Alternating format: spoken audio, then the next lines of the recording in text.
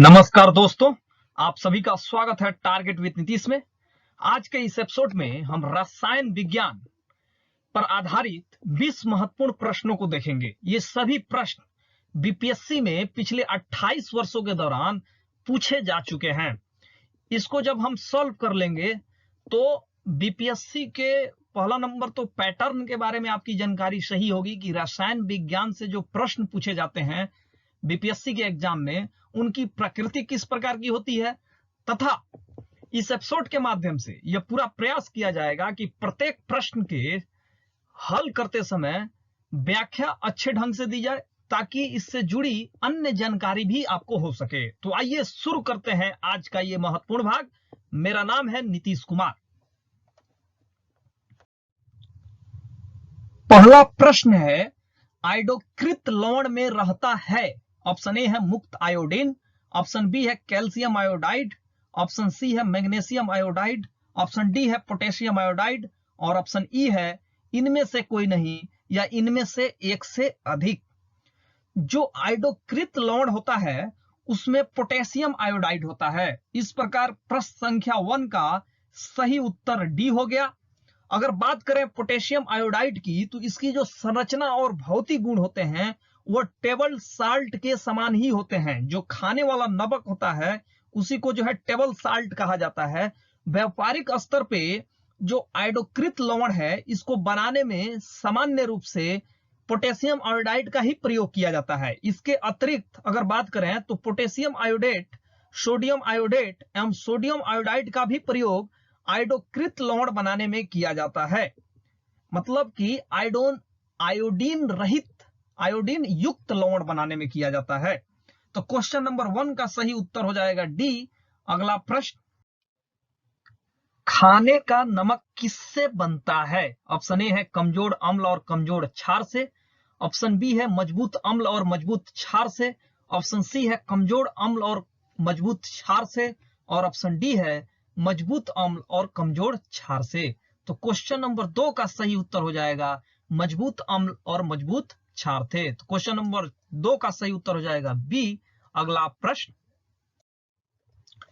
सभी जैव यौगिक का अनिवार्य मूल तत्व है। ऑप्शन ए है नाइट्रोजन, ऑप्शन बी है ऑक्सीजन, ऑप्शन सी है कार्बन और ऑप्शन डी है गंधक। संसार के जितने भी जैव पदार्थ हैं यानी जिसमें जीव है वे कार्बनिक यौगिकों से बने होते हैं। कार्बनिक यौगिकों का मतलब हुआ जिसमें कार्बन अनिवार्य रूप से पाया जाता है। तो सभी जैव यौगिक का अनिवार्य मूल तत्व क्या है? उसका सही उत्तर हो जाएगा सी, कार्बन। अगला प्रश्न, सिगरेट लाइटर में निम्नलिखित में से कौन सी गैस प्रयुक्त होती है? ऑप्शन ए है ब्यूटेन, ऑप्शन बी है मीथेन, ऑप्शन सी है प्रोपेन और ऑप्शन डी है रेडॉन। सिगरेट लाइटर में ब्यूटेन गैस का प्रयोग किया जाता है। तो क्वेश्चन नंबर 4 का सही उत्तर ए हुआ, ब्यूटेन। अब प्रश्न यह उठता है कि ब्यूटेन क्या है? तो ब्यूटेन जो है एक हाइड्रोकार्बन है। अब हाइड्रोकार्बन किसे कहते हैं? तो कार्बन एवं हाइड्रोजन के संयोग से बनने वाले यौगिकों को हाइड्रोकार्बन कहा जाता है। पेट्रोलियम हाइड्रोकार्बन का प्रमुख प्राकृतिक स्रोत है और हाइड्रोकार्बन को 2 भागों में बांटा जा सकता है, एलिफैटिक हाइड्रोकार्बन और एरोमेटिक हाइड्रोकार्बन। अब प्रश्न उठता है कि जो ये है ब्यूटेन, प्रोपेन, ये किस श्रेणी में आते हैं? तो जो एलिफैटिक हाइड्रोकार्बन है यह जो है खुली श्रृंखला वाला हाइड्रोकार्बन होता है। एलिफैटिक हाइड्रोकार्बन खुली श्रृंखला वाला होता है, यानी कि अगर CH4 की ही बात करें आप, जैसे बेंजीन जो है आप जानते हैं कि जब कार्बन और हाइड्रोजन को आप दिखाएंगे तो वह बंद श्रृंखला वाला है, C6H6। बेंजीन का जो सूत्र है C6H6, उसमें बेंजीन जो है बंद श्रृंखला वाला दिखाई पड़ता है। लेकिन अगर आप एल्केन की बात करेंगे, एल्केन समूह की, तो इसमें CH4, अगर बात करें मेथेन की ही बात करें तो कार्बन का एक परमाणु अगर है उसके साथ जो है हाइड्रोजन के 4 परमाणु जुड़े होते हैं एकल बंध के माध्यम से। तो यहां पे आप क्या देख रहे हैं? यहां पे आप देख रहे हैं कि कार्बन और हाइड्रोजन के बीच जो संबंध बन रहा है वह ओपन श्रृंखला है। तो खुली श्रृंखला वाले हाइड्रोकार्बन को एलिफैटिक हाइड्रोकार्बन कहते हैं। और बेंजीन की हम लोग बात किए हैं C6H6। C6H6 का जब आप संरचना बनाएंगे तो आप देखेंगे कि कार्बन और हाइड्रोजन जुड़े हैं, इससे एक बंद श्रृंखला, सर्कुलाकार श्रृंखला बन रहा है जिसमें एकदम कोई प्रवेश करने का मार्ग नहीं है, जबकि यहां पे प्रवेश करने का मार्ग है। तो इसको जो है खुली श्रृंखला वाला हाइड्रोकार्बन कहते हैं। और जो बेंजीन होता है C6H6 उसको जो है हम बंद श्रृंखला वाला हाइड्रोकार्बन कहते हैं। और जो एलिफैटिक हाइड्रोकार्बन है यानी कि खुली श्रृंखला वाला हाइड्रोकार्बन, उसको हम दो भागों में बांटते हैं। एक तो है संतृप्त हाइड्रोकार्बन और दूसरा है असंतृप्त हाइड्रोकार्बन। असंतृप्त हाइड्रोकार्बन अलग चीज है और संतृप्त हाइड्रोकार्बन अलग चीज है। संतृप्त हाइड्रोकार्बन में ही आता है एल्केन। एल्केन जिसका सूत्र होता है, अगर जनरल फॉर्मूला की बात की जाए एल्केन ग्रुप की, तो CnH2n +2 होता है उसका जनरल फॉर्मूला। सपोज डेट अगर कार्बन हम एक रखे हैं, n बराबर 1 लें, तो कार्बन यहां 1 हो जाएगा और यहां पे जो है 4 होगा इस फॉर्मूला में रखने पर, तो CH4 प्राप्त हो रहा है मेथेन। इसी में जो है आप जानते हैं methane, ethane, butane, propane. Butane, propane, methane, ethane, propane, butane. तो ब्यूटेन में जो है परमाणु क्रमांक 4 होता है। कार्बन के जो है n बराबर हम 4 लेते हैं, तो इसका जो फॉर्मूला बनता है वो होता है C4H10। ये जो है ब्यूटेन का फॉर्मूला हुआ है। तो आपको प्रीफिक्स याद रखना होगा, methane, ethane, propane, butane. Propane का जो है उसमें प्रीफिक्स में n कितना लेंगे, 3 लेंगे। तो उसी तरह ब्यूटेन प्राप्त होता है जो कि एक संतृप्त हाइड्रोकार्बन है। तो सिगरेट लाइटर में निम्नलिखित में से कौन सी गैस प्रयुक्त होती है, ब्यूटेन। अगर बात की जाती कि एलपीजी जो गैस बनता है उसमें कौन सी गैस प्रयोग करते हैं, किसका मिश्रण होता है, तो आप कहेंगे ब्यूटेन और प्रोपेन का वह मिश्रण होता है। आगे बढ़ते हैं। हाँ, एक चीज और याद रखने की जरूरत है यहाँ पे कि जो एल्केन समूह होता है यानी कि संतृप्त हाइड्रोकार्बन, उसमें कार्बन और हाइड्रोजन जो होते हैं वह एकल बंध द्वारा जुड़े होते हैं, जबकि जो एल्किन होता है उसमें कार्बन और हाइड्रोजन द्विबंधन द्वारा जुड़े होते हैं यानी कि डबल बॉन्ड होता है। और जो एल्काइन समूह होता है उसमें कार्बन और हाइड्रोजन जो होते हैं वह ट्रिपल बंध द्वारा जुड़े होते हैं। तो सिगरेट लाइटर में से निम्नलिखित में से कौन सी गैस प्रयुक्त होती है, तो इसका सही उत्तर हो जाएगा ब्यूटेन, जिसका सूत्र है C4H10। प्रोपेन की अगर बात की जाए तो इसका सूत्र है C3H8। इस फॉर्मूला में आप रखेंगे तो ये प्राप्त होगा। अगला प्रश्न, टेफ्लॉन निम्नलिखित में से किस एक का बहुलक है। ऑप्शन ए है टेट्राफ्लोरोएथिलीन, ऑप्शन बी है विनाइल क्लोराइड, ऑप्शन सी है क्लोरोप्रीन, ऑप्शन डी है एसिटिलीन डाइक्लोर और ऑप्शन ई है इनमें से कोई नहीं या इनमें से एक से अधिक। टेफ्लॉन जो होता है वह टेट्राफ्लोरोएथिलीन का बहुलक होता है। इस प्रकार क्वेश्चन नंबर 5 का सही उत्तर हो जाएगा ए। पॉलीटेट्राफ्लोरोएथिलीन को आमतौर पर टेफ्लॉन के नाम से जाना जाता है। इसको शॉर्ट फॉर्म में PTFE के रूप में दर्शाया जाता है। इसका घनत्व 2.2 ग्राम प्रति सेंटीमीटर क्यूब होता है। इसका गलनांक 327 डिग्री सेल्सियस होता है। इसका उपयोग बर्तनों पर न चिपकने वाले सतह के रूप में प्रयुक्त किया जाता है। तो क्वेश्चन नंबर 5 का सही उत्तर हो जाएगा ए। अगला प्रश्न, बेकेलाइट निम्नलिखित के संघनन से बनता है। ऑप्शन ए है यूरिया एवं फार्मेल्डिहाइड, ऑप्शन बी है फिनॉल तथा फार्मेल्डिहाइड, ऑप्शन सी है फिनॉल तथा एसीटैल्डिहाइड, ऑप्शन डी है मेलामीन एवं फार्मेल्डिहाइड और ऑप्शन ई है इनमें से कोई नहीं या इनमें से एक से अधिक। जो बेकेलाइट होता है वह फिनॉल और फार्मेल्डिहाइड के मिश्रण से बनता है, संघनन से बनता है। तो क्वेश्चन नंबर 6 का सही उत्तर हो जाएगा बी, फिनॉल तथा फार्मेल्डिहाइड। अगर बात की जाए कि बेकेलाइट क्या है, तो बेकेलाइट जो होता है एक प्लास्टिक है। इसका रासायनिक नाम पॉलीऑक्सीबेंजाई मेथिली ग्लाइकोलेनहाइड्राइड है। यह थर्मोसेटिंग फिनोल फॉर्मेल्डिहाइड रेजिन होता है। तो क्वेश्चन नंबर 6 का सही उत्तर हो जाएगा बी। अगला प्रश्न, ट्राइग्लिसराइड क्या है? ऑप्शन ए है प्रोटीन, ऑप्शन बी है कार्बोहाइड्रेट, ऑप्शन सी है वसा, ऑप्शन सी है खनिज, ऑप्शन ई है इनमें से कोई नहीं या इनमें से एक से अधिक। जो ट्राइग्लिसराइड है यह एक वसा है। शरीर में पाए जाने वाले वसा का एक प्रमुख प्रकार जो है ट्राइग्लिसराइड है। हमारा शरीर भोजन से प्राप्त अप्रयुक्त ऊर्जा को, जो प्रयोग नहीं हो रहा है शरीर में, उसको ट्राइग्लिसराइड में परिवर्तित कर देता है। और ट्राइग्लिसराइड जो है वसा कोशिकाओं में, फैट सेल्स में इकट्ठा हो जाता है। तो ट्राइग्लिसराइड क्या है? यह एक वसा है। तो क्वेश्चन नंबर 7 का सही उत्तर हो जाएगा सी। अगला प्रश्न, घरेलू ईंधन के रूप में प्रयुक्त एलपीजी में मुख्यतः होती है।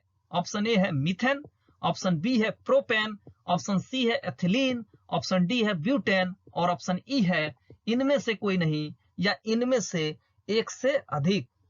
घरेलू जो ईंधन के रूप में प्रयुक्त होती है एलपीजी, एलपीजी का फुल फॉर्म क्या होता है? लिक्विफाइड पेट्रोलियम गैस, द्रवीभूत पेट्रोलियम गैस एलपीजी का फुल फॉर्म होता है। इसमें जो है मुख्य रूप से प्रोपेन और ब्यूटेन का मिश्रण पाया जाता है। प्रोपेन का सूत्र हम पढ़ चुके हैं, C3H8 होता है, यह एल्केन समूह का है।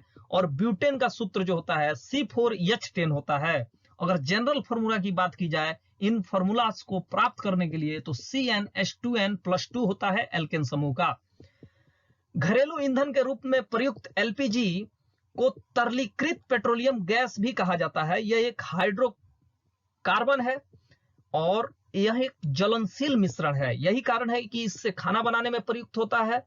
एलपीजी के रिसाव की पहचान के लिए उसमें कुछ गंध युक्त पदार्थ जैसे मिथाइल मरकाप्टेन का प्रयोग किया जाता है। यही कारण है कि जब एलपीजी में रिसाव होता है तो हम आसानी से पहचान पाते हैं कि कौन एलपीजी जो है रिसाव कर रहा है। तो क्वेश्चन नंबर 8 का सही उत्तर हो जाएगा ई, इनमें से एक से अधिक, क्योंकि इसका सही उत्तर है प्रोपेन और ब्यूटेन दोनों। अगला प्रश्न, ग्रीन हाउस गैसों में मुख्य घटक होता है। ऑप्शन ए है कार्बन डाइऑक्साइड, ऑप्शन बी है मीथेन, ऑप्शन सी है नाइट्रस ऑक्साइड, ऑप्शन डी है ओजोन और ऑप्शन ई है इनमें से कोई नहीं या इनमें से एक से अधिक। ग्रीन हाउस गैसों का मुख्य घटक जो होता है उसमें शामिल है कार्बन डाइऑक्साइड, जलवाष्प, नाइट्रस ऑक्साइड, मीथेन और ओजोन।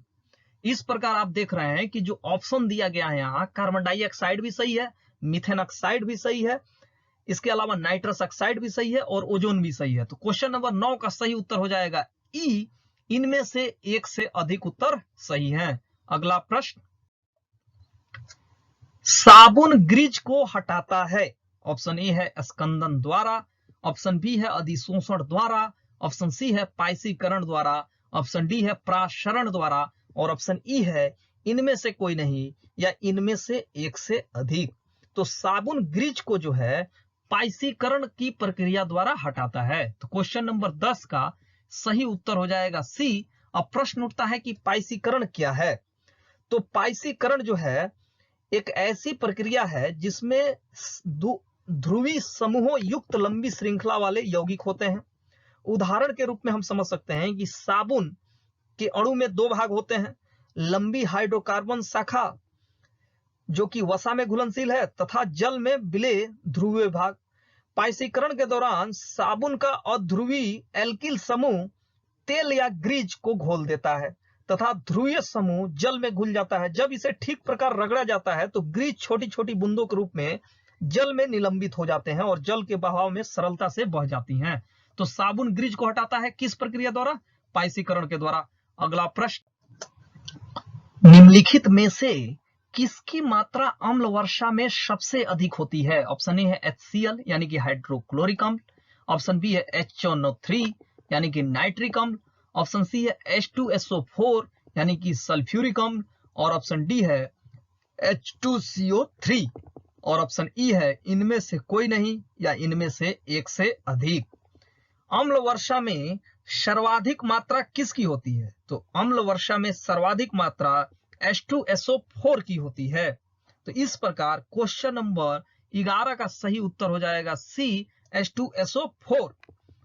रासायनिक अभिक्रिया, आप जानते हैं कि विभिन्न क्रियाओं के फलस्वरूप उत्पन्न सल्फर डाइऑक्साइड, नाइट्रस ऑक्साइड जैसे गैसें वायुमंडल में पहुंचकर ऑक्सीजन और बादल के जल के साथ रासायनिक अभिक्रिया कर लेती हैं और सल्फ्यूरिक अम्ल यानी कि H2SO4, नाइट्रिक अम्ल HNO3 बनाकर पृथ्वी पर गिराती हैं। इसे ही अम्ल वर्षा या अम्लीय वर्षा कहते हैं। अम्ल वर्षा में सामान्य रूप से सल्फ्यूरिक अम्ल की जो मात्रा होती है वो सर्वाधिक होती है, लगभग 70% होती है।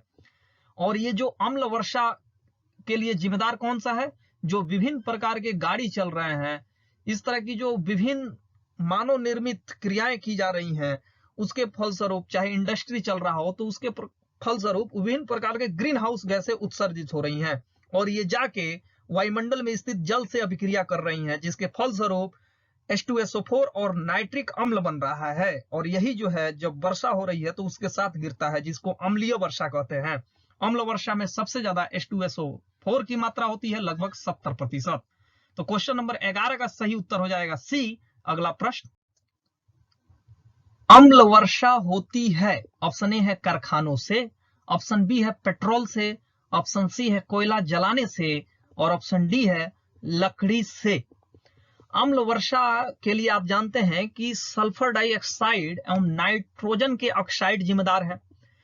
ये जो है कारखानों से भी निकलते हैं, पेट्रोल को भी जलाने से निकलती हैं और कोयला को भी जलाने से निकलती हैं। तो अम्ल वर्षा होती है कि उत्तर में जो है एक से अधिक उत्तर जो है इसके लिए उत्तरदायी है। इसमें ऑप्शन ई दिया ही नहीं है कि इनमें से एक से अधिक। इस प्रकार क्वेश्चन नंबर 12 का कोई भी उत्तर हम सही नहीं मार सकते। अगर यहाँ पे ई ऑप्शन होता इनमें से एक से अधिक, क्योंकि इसके 3 उत्तर सही दिख रहे हैं, कारखानों से, पेट्रोल से, कोयला जलाने से। तो क्वेश्चन नंबर 12 का कोई उत्तर सही नहीं है क्योंकि ई ऑप्शन दिया नहीं है और इसमें केवल एक ही टिक मारना था, जिसके कारण 2 जो सही उत्तर हैं वो छूट जा रहे हैं। आगे बढ़ते हैं। शुष्क बर्फ है, ऑप्शन ए है ठोस पानी, ऑप्शन बी है ठोस कार्बन डाइऑक्साइड, ऑप्शन सी है निर्जल बर्फ और ऑप्शन डी है ठोस हाइड्रोजन परऑक्साइड। ठोस कार्बन डाइऑक्साइड बर्फ के समान ही दिखती है, अतः इसे शुष्क बर्फ कहा जाता है। शुष्क बर्फ बिना द्रव रूप में बदले उद्वारपातित होकर सीधे कार्बन डाइऑक्साइड गैस में बदल जाता है और कार्बन डाइऑक्साइड को जब हम ठंडा करते हैं तो वह उद्वारपातित होकर शुष्क बर्फ में बदल जाता है। तो शुष्क बर्फ क्या है? ठोस कार्बन डाइऑक्साइड। तो क्वेश्चन नंबर 13 का सही उत्तर हो जाएगा बी। अगला प्रश्न, निम्नलिखित में से किसे शुष्क बर्फ कहते हैं? ऑप्शन ए है डिहाइड्रेट बर्फ, ऑप्शन बी है पहाड़ों पर गिरने वाली प्राकृतिक बर्फ, ऑप्शन सी है ठोस कार्बन डाइऑक्साइड, ऑप्शन डी है ठोस कार्बन मोनोऑक्साइड। यहाँ आ का मात्रा छूट गया है, कार्बन मोनोऑक्साइड। तो शुष्क बर्फ जो होता है वह ठोस कार्बन डाइऑक्साइड होता है। इसके पहले प्रश्न में भी हम इसको देख चुके हैं। तो क्वेश्चन नंबर 14 का सही उत्तर हो जाएगा सी, ठोस कार्बन डाइऑक्साइड। अगला प्रश्न, शुष्क बर्फ क्या है? ऑप्शन ए है ठोस बर्फ, ऑप्शन बी है ठोस कार्बन डाइऑक्साइड, ऑप्शन सी है ठोस अमोनिया, ऑप्शन डी है ठोस सल्फर डाइऑक्साइड। तो क्वेश्चन नंबर 15 का सही उत्तर हो जाएगा बी, ठोस कार्बन डाइऑक्साइड। आप सोच रहे होंगे कि एक ही प्रश्न 3 बार आ गया है, तो आपको बता दें कि बीपीएससी द्वारा इस प्रश्न को बार बार रिपीट किया जा रहा है और अलग अलग परीक्षाओं में पूछा गया, इसलिए जो है इसको 3 बार शामिल किया जाना अनिवार्य था। आगे बढ़ते हैं। सोडा वाटर की बोतल खोलने पर निकलने वाली गैस है। ऑप्शन ए है कार्बन डाइऑक्साइड, ऑप्शन बी है हाइड्रोजन, ऑप्शन सी है नाइट्रोजन, ऑप्शन डी है सल्फर डाइऑक्साइड और ऑप्शन ई है इनमें से कोई नहीं या इनमें से एक से अधिक। सोडा वाटर की जब बोतल खोला जाता है तो उससे जो निकलने वाली गैस है वह CO2 है, यानी कि कार्बन डाइऑक्साइड है, जो उच्च ताप पर सोडा बोतल में अंतःक्षेपित की जाती है। तो सोडा वाटर की बोतल खोलने पर निम्नलिखित में से कौन सी गैस निकलती है? Carbon dioxide. तो क्वेश्चन नंबर 16 का सही उत्तर हो जाएगा ए, कार्बन डाइऑक्साइड। अगला प्रश्न, खनिज क्या है? ऑप्शन ए है द्रव, ऑप्शन बी है अकार्बनिक ठोस, ऑप्शन सी है गैस और ऑप्शन डी है उपरोक्त सभी। भूगर्भ शास्त्रियों के अनुसार खनिज प्राकृतिक रूप में पाए जाने वाला एक अकार्बनिक ठोस है। तो क्वेश्चन नंबर 17 का सही उत्तर हो जाएगा बी, अकार्बनिक ठोस। अगला प्रश्न, वर्ष 1945 में नागासाकी जापान में गिराए गए बमों में कौन सा विस्फोटक प्रयुक्त किया गया था? ऑप्शन ए है सोडियम, ऑप्शन बी है पोटेशियम, ऑप्शन सी है प्लूटोनियम, ऑप्शन डी है यूरेनियम। 9 अगस्त 1945 को फैटमैन नामक बम नागासाकी जापान पर गिराया गया था। इसके पहले 6 अगस्त 1945 को लिटिल मैन नामक बम जो है हिरोशिमा पर गिराया गया था, और हिरोशिमा विश्व का पहला ऐसा जगह था जहां परमाणु बम का यूज किया गया था। जो नागासाकी पर बम गिराया गया था उसमें प्लूटोनियम का प्रयोग विस्फोटक के रूप में किया गया था। वहीं दूसरी ओर हिरोशिमा पर जो बम गिराया गया था उसमें यूरेनियम का प्रयोग किया गया था। कब हुई थी घटना हिरोशिमा वाली? 6 अगस्त 1945 को, जबकि नागासाकी वाली जो है वो 9 अगस्त 1945 को हुई थी। तो वर्ष 1945 में नागासाकी जापान में गिराए गए बमों में कौन सा विस्फोटक प्रयुक्त किया गया था? तो इसका सही उत्तर हो जाएगा सी, प्लूटोनियम। याद रखिएगा, अगर आपसे प्रश्न पूछ दिया जाए कि हिरोशिमा जापान पर गिराए गए बमों में कौन सा विस्फोटक प्रयुक्त किया गया था, तो वहां सही उत्तर होगा यूरेनियम। अगला प्रश्न, सबसे अधिक क्रियाशील धातु कौन सी है? ऑप्शन ए है सोडियम, ऑप्शन बी है कैल्शियम, ऑप्शन सी है लोहा और ऑप्शन डी है पोटेशियम। सबसे अधिक क्रियाशील जो धातु है वो है पोटेशियम। तो क्वेश्चन नंबर 19 का सही उत्तर हो जाएगा डी, पोटेशियम। अगर क्रियाशीलता की बात करें तो धातुओं का क्रम आप इस प्रकार सजा सकते हैं। सबसे क्रियाशील धातु पोटेशियम है जिसको के से इंडिकेट करते हैं। इसके बाद आता है सोडियम जिसको Na से संकेत करते हैं। उसके बाद आता है कैल्शियम, उसके बाद आता है आयरन जिसको Fe से संकेत करते हैं। तो सबसे अधिक क्रियाशील धातु कौन सी है? पोटेशियम है। अगला प्रश्न, वनस्पति तेल से वनस्पति घी बनाने में प्रयुक्त होने वाली गैस है। ऑप्शन ए है हाइड्रोजन, ऑप्शन बी है ऑक्सीजन, ऑप्शन सी है नाइट्रोजन, ऑप्शन डी है कार्बन डाइऑक्साइड और ऑप्शन ई है इनमें से कोई नहीं या इनमें से एक से अधिक। वनस्पति तेल से वनस्पति घी बनाने की जो प्रक्रिया होती है उसको हाइड्रोजनीकरण कहते हैं। इसमें हाइड्रोजन गैस का प्रयोग होता है। तो क्वेश्चन नंबर 20 का सही उत्तर हो जाएगा ए। तो दोस्तों ये रहा आज का महत्वपूर्ण भाग। बीपीएससी में ये सभी प्रश्न जो शामिल किए गए हैं इस एपिसोड में 20 प्रश्न, ये सभी प्रश्न बीपीएससी में जो केमिस्ट्री सब्जेक्ट से प्रश्न पूछे जाते रहे हैं उसमें आ चुके हैं। ये सभी प्रश्न बीपीएससी के पिछले 28 वर्षों के पेपर में से लिए गए थे। तो इस एपिसोड से अब चाहूंगा इजाजत, लेकिन इजाजत लेने से पहले यदि अभी तक आपने टारगेट विद नीतीश को सब्सक्राइब नहीं किया है तो जरूर सब्सक्राइब करें और अधिक से अधिक टारगेट विद नीतीश की पहुंच को बढ़ाएं। इस एपिसोड से दीजिए इजाजत अपने दोस्त यानी नीतीश कुमार को। कल फिर मिलेंगे कुछ नए प्रश्नों के साथ, तब तक के लिए शुभ विदा, नमस्कार।